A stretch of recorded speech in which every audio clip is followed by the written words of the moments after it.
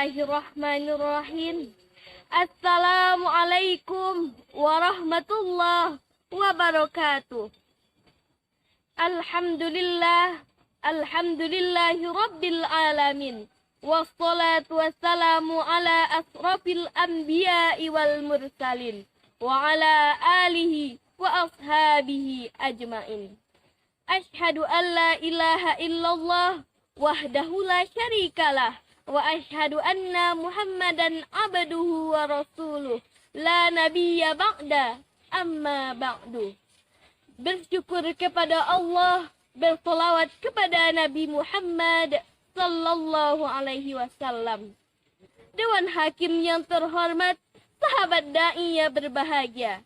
Saya Nazila Rahmawati Putri dari Pondok Pesantren Al-Makmur Tungkar akan membawakan sebuah pidato yang berjudul Keutamaan Membaca Al-Quran.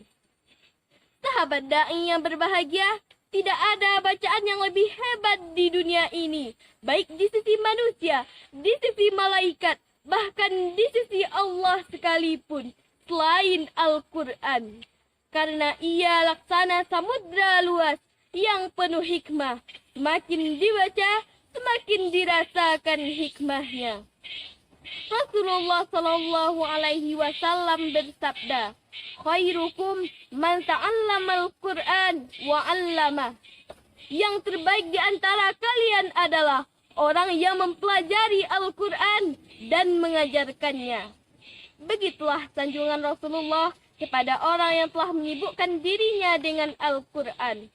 Namun kenyataannya, hasil survei Institut Ilmu Al-Quran Jakarta menyebutkan 65% umat Islam di Indonesia buta aksara Al-Quran. 25% hanya bisa membaca saja. Dan yang mampu membaca dengan benar hanya 10%. Sungguh data yang amat menyedihkan. Tentunya tidak heran kita melihat sekarang di rumah-rumah orang Islam Al-Quran lusuh bukan karena disentuh. Al-Quran usang hanya karena dipajang. Sementara itu, generasi muda bangga dengan handphone yang canggih yang mampu menyimpan ribuan judul lagu dan aplikasi game online seperti Mobile Legends dan PUBG. Namun sayangnya, tak satupun ayat Al-Quran tersimpan di dalamnya. Na'udzubillahi min zalik. Padahal, kalaulah kita menyadari, membaca Al-Quran sungguh penuh dengan keutamaan-keutamaan di dalamnya. Yang pertama, membaca satu huruf Al-Quran memperoleh 10 kebaikan. Rasulullah Shallallahu Alaihi Wasallam bersabda yang artinya, barang siapa yang membaca satu huruf dari kitab Allah, maka ia akan mendapatkan satu kebaikan dari huruf itu. Dan satu kebaikan itu akan dilipat gandakan menjadi 10 kebaikan. Hadis riwayat Tirmizi. Subhanallah, sungguh Allah Maha Pemurah. Yang kedua, menjadi penolong di akhirat nanti. Rasulullah Shallallahu Alaihi Wasallam bersabda, Iqra'ul Quran, fa innahu ya'ti yaumal qiyamah syafi'an li ashabi. Bacalah Al-Quran, karena ia akan mendatangkan syafaat pada hari kiamat nanti kepada para sahabatnya. Siapa sahabat Al-Quran? Adalah orang-orang yang gemar membacanya. Yang ketiga, obat penyakit hati.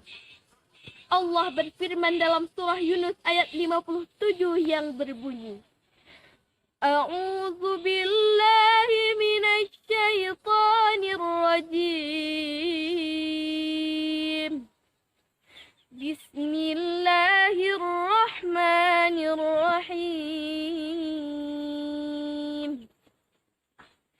Ya ayyuhan nasu qad ja'atkum mau'izatum mir rabbikum wa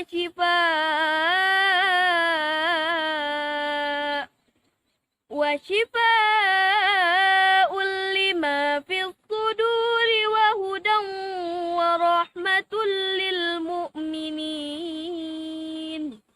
Sadaqallahul azim.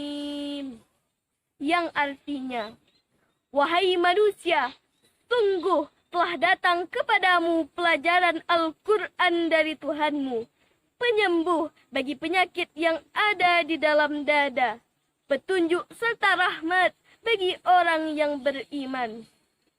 Membaca Al-Quran tidak hanya mendatangkan pahala yang besar, tetapi juga dapat mengobati berbagai penyakit-penyakit hati manusia, seperti munafik, angkuh, dengki, dendam, dan sebagainya. Hadirin yang dirahmati Allah, masih banyak keutamaan-keutamaan yang akan didapatkan bagi orang-orang yang gemar membaca Al-Quran. Oleh karena itu, ayo kita baca Al-Quran, selami maknanya, lalu amalkan isinya. Bacalah Al-Quran sesering dan sebanyak mungkin, agar kita tidak termasuk orang-orang yang rugi. Itulah yang dapat saya sampaikan. Billahi taufik wal hidayah. Assalamualaikum